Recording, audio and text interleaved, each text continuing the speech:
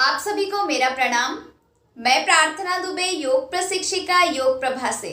प्राणायाम एक, लाभ अनेक।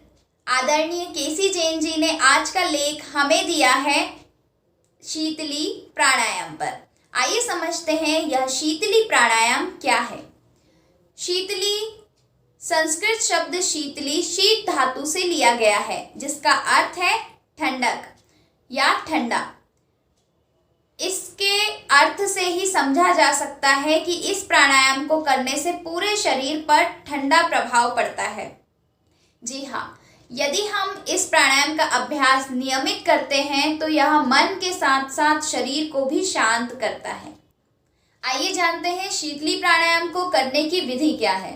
सबसे पहले आप सुख आसन में बैठ जाएं या पालथी मारकर किसी भी आप आरामदायक स्थिति में बैठें। पद्मासन में बैठ सकते हैं, स्वस्तिक आसन या किसी भी ध्यान आसन में आप साफ स्वच्छ समतल आसन पर बैठ सकते हैं।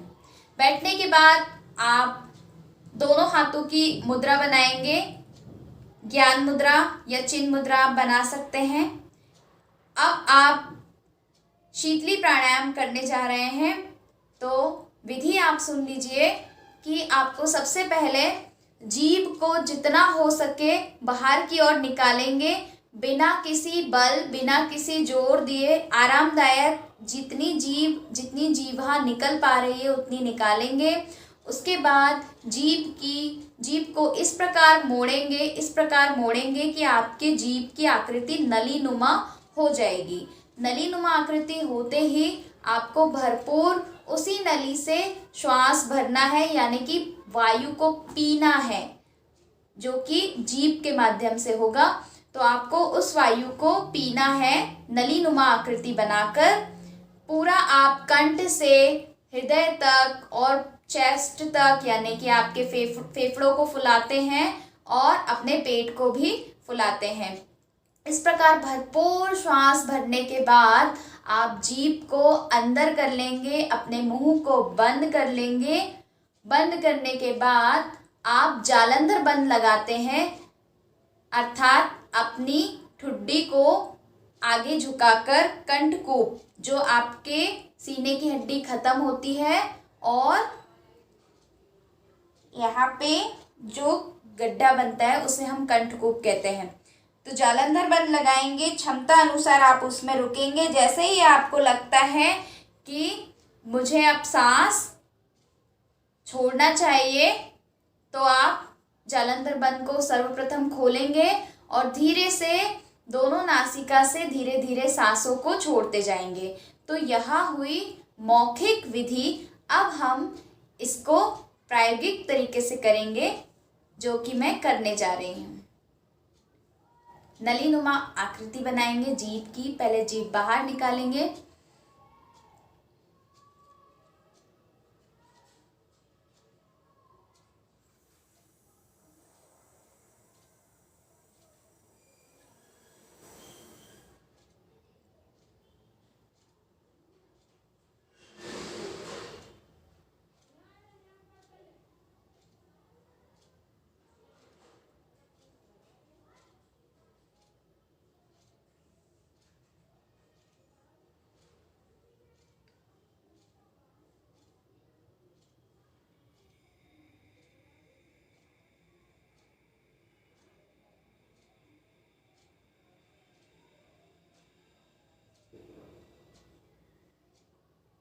इस प्रकार यह है शीतली प्राणायाम का एक चक्र।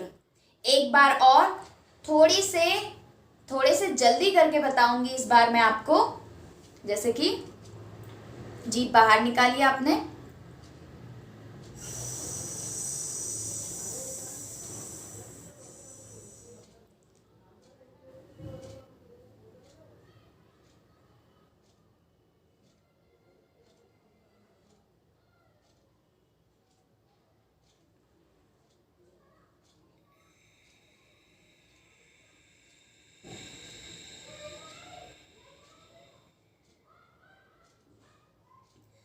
तो यह हुआ शीतली प्राणायाम के 2 चक्र। आप इसका अच्छे से अभ्यास होने पर कम से कम 6 से 7 बार और फिर धीरे धीरे 15 से 25 बार, और यदि गर्मी का मौसम होता है, बहुत अधिक गर्मी होती है, तो आप इसे 60 चक्र तक भी ले जा सकते हैं, किंतु यह शनै शनै धीरे धीरे अभ्यास से ही संभव हो पाएगा। तो आप इसका अभ्यास अच्छे से करें।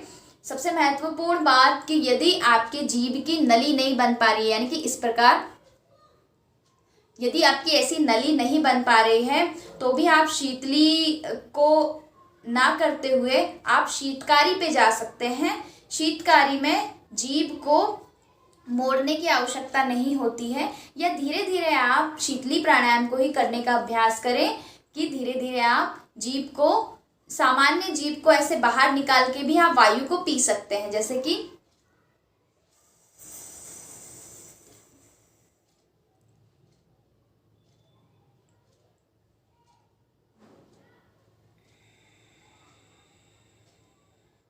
इस प्रकार आप धीरे धीरे यदि शीतली प्राणायाम का अभ्यास करेंगे तो जीभ की भी नलीनुमा आकृति बनने लगती है। प्राणायाम एक, लाभ अनेक, इसके लाभ भी बहुत सारे हैं।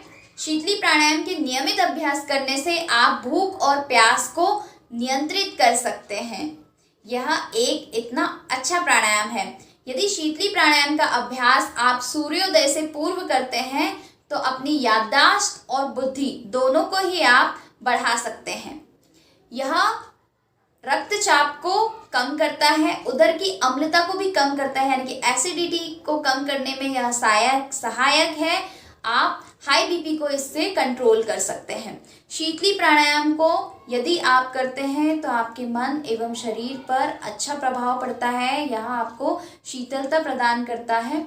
जो व्यक्ति सुबह उठने पर आलस्य महसूस करते हैं, बार बार निद्रा आती है, दिन या शाम कोई सा भी समय होता है उन्हें आलस्य आता है, तो भी आप इस प्राणायाम का अभ्यास करेंगे तो बहुत ही अच्छा आपको महसूस होगा, आपकी आलस्य दूर होगी।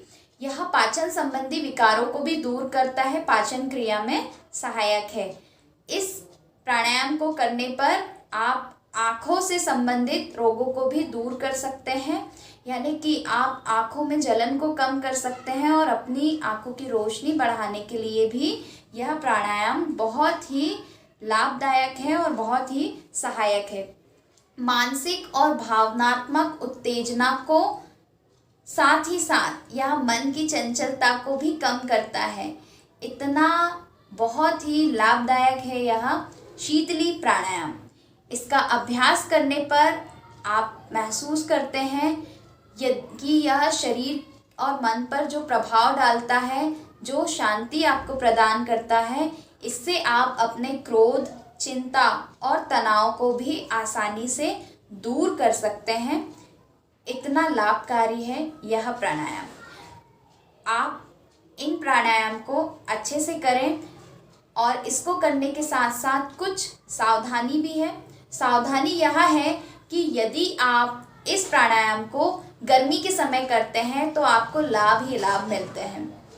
इसको अधिक ठंड शीतकाल में ना करें, सामान्य समय में ही आप इसको करें तो ज़्यादा अच्छा है।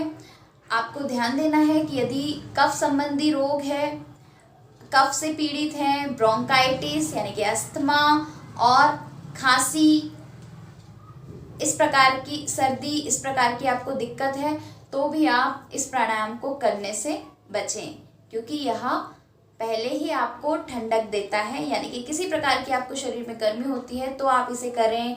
जैसे कि अल्सर संबंधी आपको समस्या है तो भी आप इस प्राणायाम को कर सकते हैं। आपको और भी इसकी सावधानियां हैं कि यदि आप निम्न रक्तचाप यानी कि लो बीपी के पेशेंट हैं तो इसका अभ्यास आप नहीं करेंगे। यदि आप हृदय रोग के पेशेंट हैं, मरीज हैं, तो आप इसका अभ्यास कुंभक के साथ नहीं करेंगे। साथ ही साथ आपको डॉक्टर की सलाह लेनी बिल्कुल ज़रूरी है कि आप यह कर पाएँ या नहीं। शीतली प्राणायाम को करने की यह सावधानियां हैं। आप यदि कब्ज के पुराने मरीज हैं तो भी आप इस अभ्यास को करने से बचें।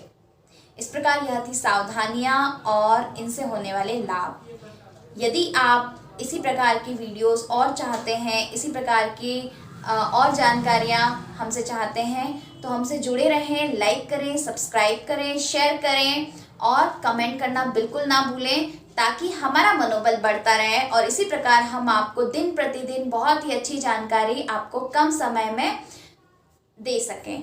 मैं प्रार्थना दुबे, योग प्रशिक्षिका, योग प्रभा से। धन्यवाद।